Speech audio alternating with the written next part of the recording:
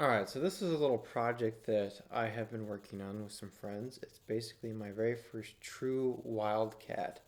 And what you see here, this is a normal 54R, okay? Maximum case capacity, about 54 grains, give or take a little bit, depending on the type of powder you're putting into it.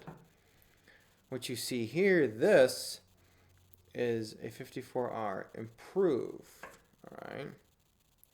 And it basically blows the shoulder out and moves it forward, which is very easy to do with the 54R because it's a rimmed cartridge.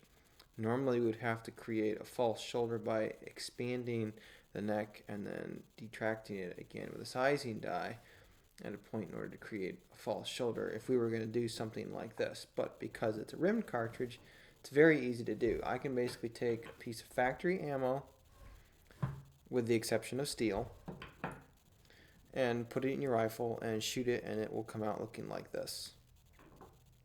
Now, once you have a bunch of brass fire formed, like this brass right here, how do you resize it? Well, the approach that I've taken is actually using the Lee loader, which you can't do it right off the bat. I have actually had to modify it a little bit. I'm going to tell you a little bit about the Lee loader today. So here's what I call the improved Lee loader.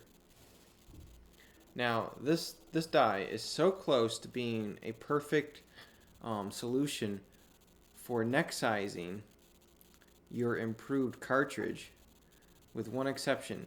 If you get this improved cartridge that's set up to use 308 bullets like I did, you're going to have to modify the Lee loader.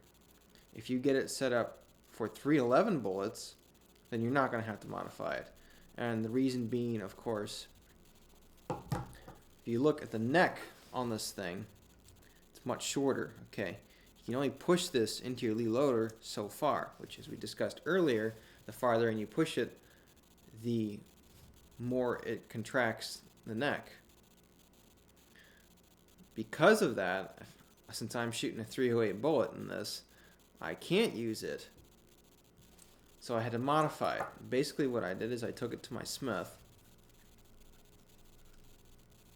and I had him put a 45-degree angle on the funnel and then opened this end, which previously had been 312. That hole had previously measured 312. I had him open it to 0.33, which then allows me to size my improved cartridge at the opposite end. And the way I do that, of course, is I simply take the die body off of this end and switch it over to the opposite end. So now I have a die that does two different things. It will size 311 brass, it will size 308 by 54, it'll size 311 by 54, and it will also size my 308 by 54R improved.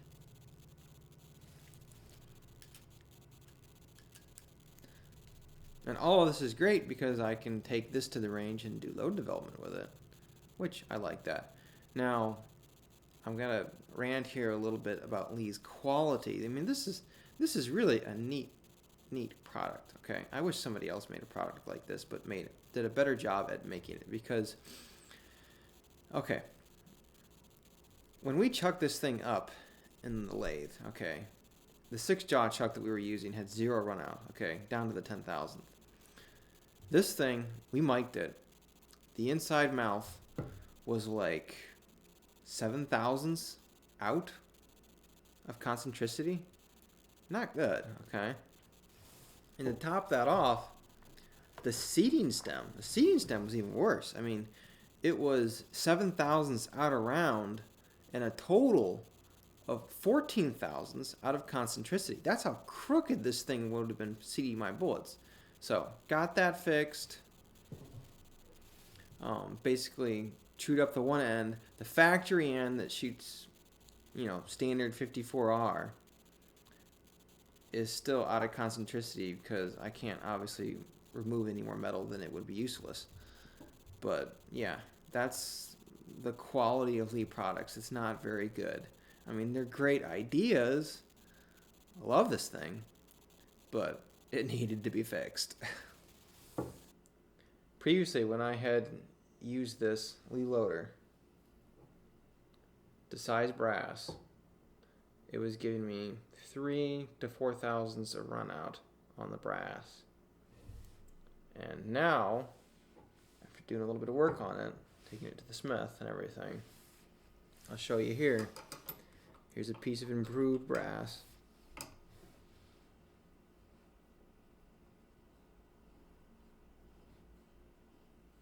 Virtually no movement there.